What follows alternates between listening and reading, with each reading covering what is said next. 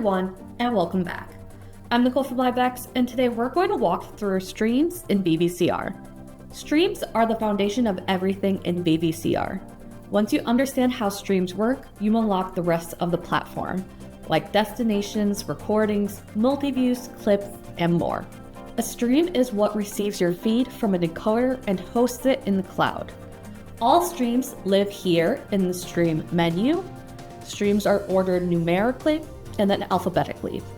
Each stream shows its name, cluster, input type, the date it was created, the date it was last updated on, its current status, and then over here on the right we have the edit icon, duplicate stream icon, create a multi-view shortcut, and the icon to delete the stream.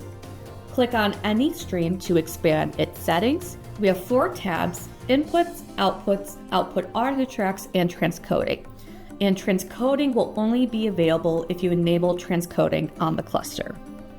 The input tab shows the cluster it's attached to, the IP address, DNS address, passphrase, current status, your telemetry icon, and whether or not it's actively being recorded. To send a video to VVCR, simply copy this input IP address and passphrase or your stream URL and stream key if this is an RTMP stream, and paste them into your encoder. The output tab includes the poll outputs, destinations, and stream preview. The poll output provides an RTMP and SRT output address so you can pull the stream into your decoders or monitoring tools. The destination tab section lists all active destinations receiving that stream. And here at the bottom, you can click on the preview icon to preview your stream directly in VVCR. The Output Audio Tracks tab lets you assign different audio tracks to RTMP and SRT destinations. Audio tracks can also be assigned per destination, and you can find more information on that in our other video. To create a new stream, make sure you're in the Streams tab and click Add New Stream. Always start by giving your stream a name, and I'm just going to call this Stream 2. If you have multiple clusters on your account, you'll see an option for a primary cluster and a backup cluster. Backup clusters add regional redundancy, helping you protect your show if an AWS region goes down. So here I'm going to make demo my primary cluster and test my backup cluster. You want to choose the cluster closest to you as your primary and the next closest region as your backup cluster. If you only have one cluster, the backup cluster will not be an option. Next, we go to encoder redundancy, which allows multiple sources to be sent to the same VVCR stream. To use this, your cluster must have at least 2 instances. So I'm going to switch this to my test one because it does have multiple instances. So I'm going to set this to primary and backup encoders and set my primary to test streamer 1 and my backup to test streamer 2. So now if I go out of the stream, so you'll send your main feed to the primary encoder and the backup feed to the backup encoder. You can switch between the 2 feeds in the output tab by clicking on this drop-down menu at the top or in your destinations. And we also have another video that dives deeper into how to do that. So VVCR supports several input types, including SRT listener, SRT caller, RTMP pull, RTMP push, and NDI stream. For SRT caller streams, you'll paste in your encoder IP address and port number within the stream settings. For SRT listener, VVCR will generate an input IP address, port number, and passphrase for you to input into your encoder. For RTMP pull streams, you will have to provide a stream URL and stream key that gets inputted into the stream settings. And for RTMP push, VVCR will generate a stream URL and stream key for you that you'll find on the stream tab.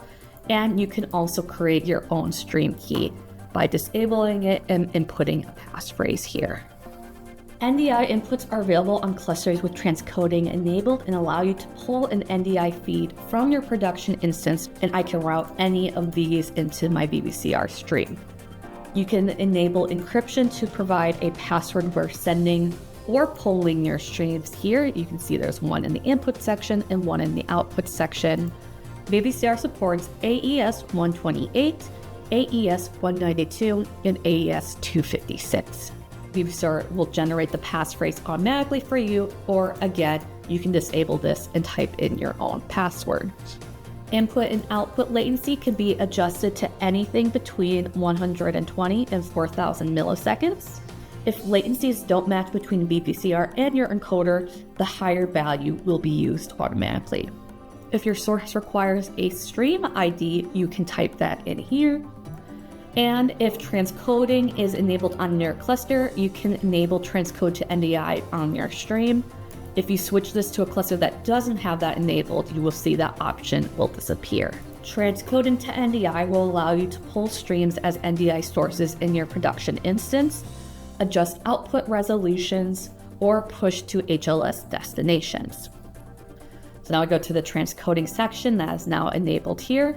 You can click Add Configuration, select your source, and select which preset you want to use, and we have another video that goes more in depth on this topic.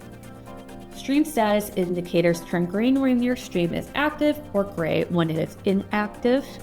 You can hover over the icon to get a brief snapshot of your current statistics for your streams, so you can see your bandwidth, resolution, video and audio codec, RTT, packets lost, packets dropped, and packets late. For deeper insights, expand your stream menus, go to the inputs and select telemetry. And again, we have another video if you want to learn more about telemetry and statistics. And that's everything you need to know about streams in VVCR. If you found this video helpful, please leave a like. And if you have any questions, please leave a comment down below or check out our other videos on VVCR. Thanks for watching and happy broadcasting.